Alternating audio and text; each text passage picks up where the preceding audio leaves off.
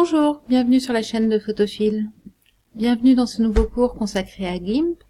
Alors, on va voir cette fois l'utilisation des filtres de GIMP. Donc les filtres, c'est très facile à utiliser. Ce qui est surtout important, c'est de connaître les filtres qui vont vous être le plus utiles pour la photographie. Donc un filtre, on le trouve dans une catégorie, c'est-à-dire que par exemple là, je vais prendre distorsion et mettons coordonnées polaires. Quand je maintiens ma souris au-dessus, vous voyez, j'ai une description du filtre qui apparaît dans une infobulle. Je clique sur le filtre, à partir de là, j'ai une boîte de dialogue qui va me permettre de faire varier des paramètres et de visualiser dans l'aperçu à quoi ça correspond. Donc le plus souvent, en fait, c'est quasi impossible de retenir tous les paramètres de tous les filtres et c'est relativement inutile. Le plus simple, c'est de faire varier votre paramètre et de visualiser le résultat. Après, sur les filtres que vous allez utiliser régulièrement, au bout d'un moment, avec l'expérience, vous saurez à peu près comment faire jouer vos paramètres pour obtenir le résultat souhaité.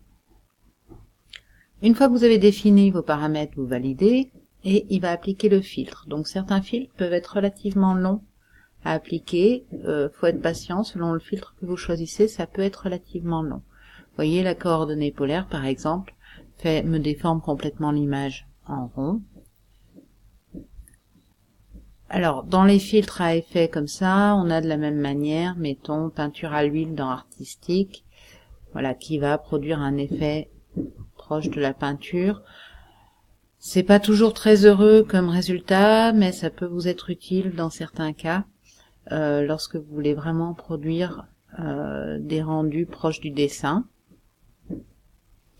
Alors, pendant qu'il applique le filtre, là, il est en train d'appliquer le filtre, en fait. Je vais vous montrer dans les catégories ceux qui vont nous être réellement utiles en photographie. Dans la catégorie flou, vous avez le flou cinétique, qui est un flou de mouvement. Ça, c'est un filtre qu'on utilise relativement souvent, puisqu'en fait, ça va étirer l'image, soit horizontalement, soit verticalement, soit selon un axe, un angle que vous allez donner lors de l'application du filtre. Voilà, là, il a appliqué en fait mon filtre peinture. Voilà, on va voir ici l'effet. Si j'annule le filtre et que je le rétablis, vous voyez le rendu proche, plus ou moins, de la peinture. Donc, dans les filtres, le flou cinétique et le flou gaussien, dans les flous. Le flou gaussien, en fait, ça va vous permettre de faire un flou, par exemple, derrière un personnage, quand vous voulez reproduire une faible profondeur de champ. Je vais sélectionner l'arrière-plan derrière le personnage et je vais lui appliquer un flou gaussien, plus ou moins fort, selon l'importance du flou que je souhaite donner. Ça, c'est pour la catégorie flou. Amélioration, vous avez le filtre anti-parasite qui correspond en fait à un filtre anti-bruit. Donc, ça va me permettre de supprimer le bruit sur une image ou de réduire le bruit plus exactement, ou le grain sur une image. Ce filtre-là, on peut être amené à l'utiliser par exemple quand on traite des images qui sont issues d'un scan. Si vous avez scanné des diapos, des papiers ou des négatifs, vous avez souvent l'apparition de bruit. On va utiliser le film anti-parasite pour le réduire. Et l'autre filtre très utile dans cette catégorie, c'est renforcer la netteté. Ça correspond au filtre accentuation de Photoshop. C'est un filtre qu'on utilise très fréquemment pour donner une impression de netteté supérieure. En fait, ça va renforcer le contraste, le micro-contraste sur les contours. Donc là, je force un peu l'effet du filtre. C'est juste pour que vous puissiez bien voir, voilà, à l'écran, vous voyez. Si j'annule mon filtre et que je le rétablis, voilà, on a un effet beaucoup plus contrasté. Ce filtre-là, renforcer la netteté, on l'utilise très souvent pour donner un petit peu de pêche aux images. Alors il faut l'utiliser avec modération quand même, parce que si vous accentuez trop la netteté, en même temps vous allez perdre des détails, vous allez perdre de la texture dans, par exemple là dans les murs. Donc il faut toujours contrôler que vous n'ayez pas perdu trop de détails en voulant forcer sur ce filtre.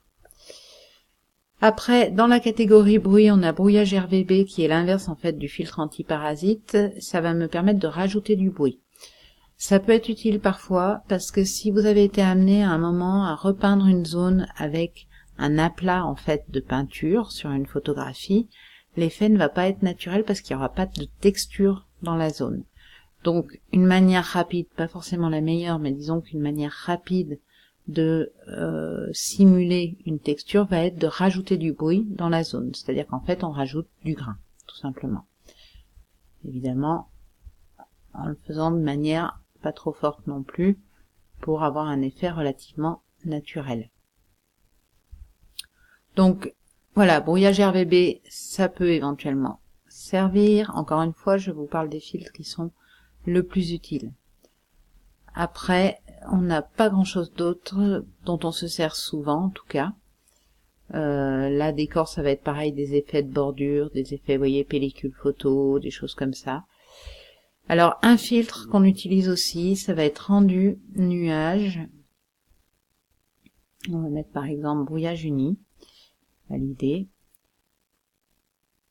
Alors, ce filtre-là, vous voyez, sur l'image, il me produit pas grand-chose de sensationnel, mais on l'utilise assez fréquemment, vous le trouverez assez fréquemment dans des tutos, parce qu'il me permet d'obtenir en fait une texture variée, avec des densités, voilà, des zones sombres, des zones claires, et tout ça de manière aléatoire.